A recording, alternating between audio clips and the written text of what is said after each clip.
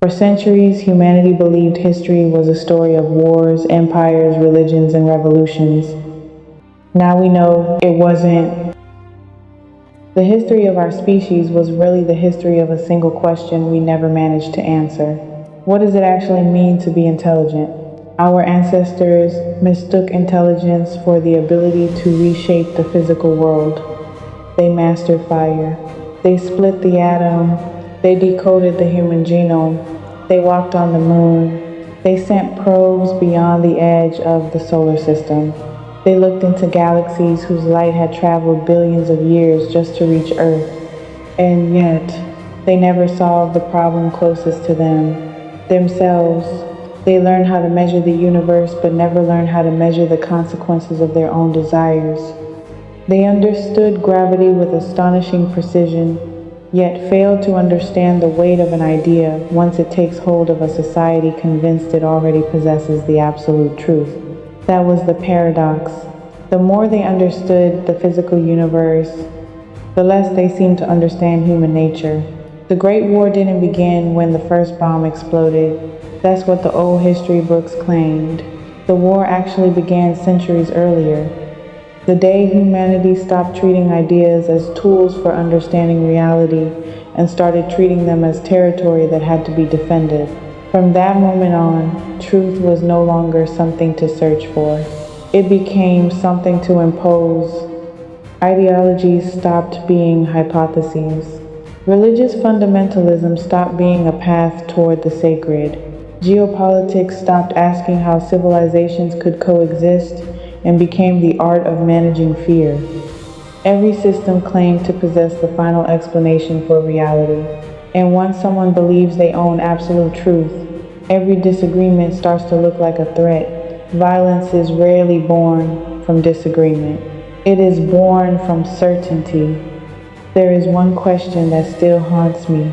How could a species capable of accepting that it lived on a tiny sphere, racing through space around an ordinary star, inside one galaxy among hundreds of billions, be incapable of accepting that another human being might simply see the world differently?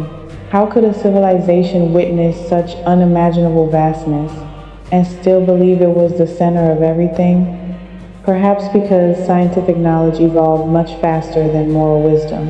They learned how to build extraordinary machines, but they never learned how to build a culture capable of limiting its own ambition. Then came the collapse. It wasn't the end of humanity. It was the end of a particular way of thinking. Explosions reshaped entire continents. Radiation altered the course of evolution itself. The oceans changed. Forests grew beyond anything the old world had ever known. New species emerged and filled ecological spaces once occupied by humans. Nature never punished us. Nature simply kept going. It never needed to judge us. It only continued obeying its own laws. 200 years later, we're still here. We didn't rebuild the old world. That would have meant repeating the same mistake. Instead, we built a different one. A world where knowledge is no longer a tool for power. It is a tool for survival. We still disagree. We still think differently. We still dream differently. But we finally understood something our ancestors spent thousands of years failing to learn.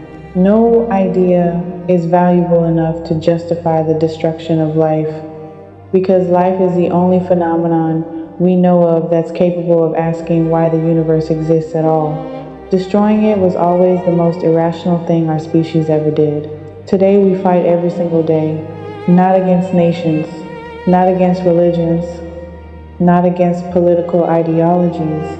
We fight creatures born from radiation, living echoes of humanity's old arrogance, new forms of life that evolved while we struggled simply to survive. There's an irony in that. For thousands of years, we invented imaginary enemies.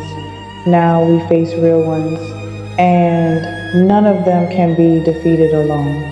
Cooperation is no longer a moral ideal. It's a biological necessity.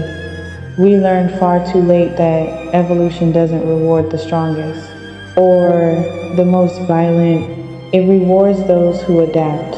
And no adaptation has ever been more powerful than learning to work together. If someone discovers this archive another 200 years from now, I hope they don't remember us simply as the civilization that survived a war. That would be too small a story.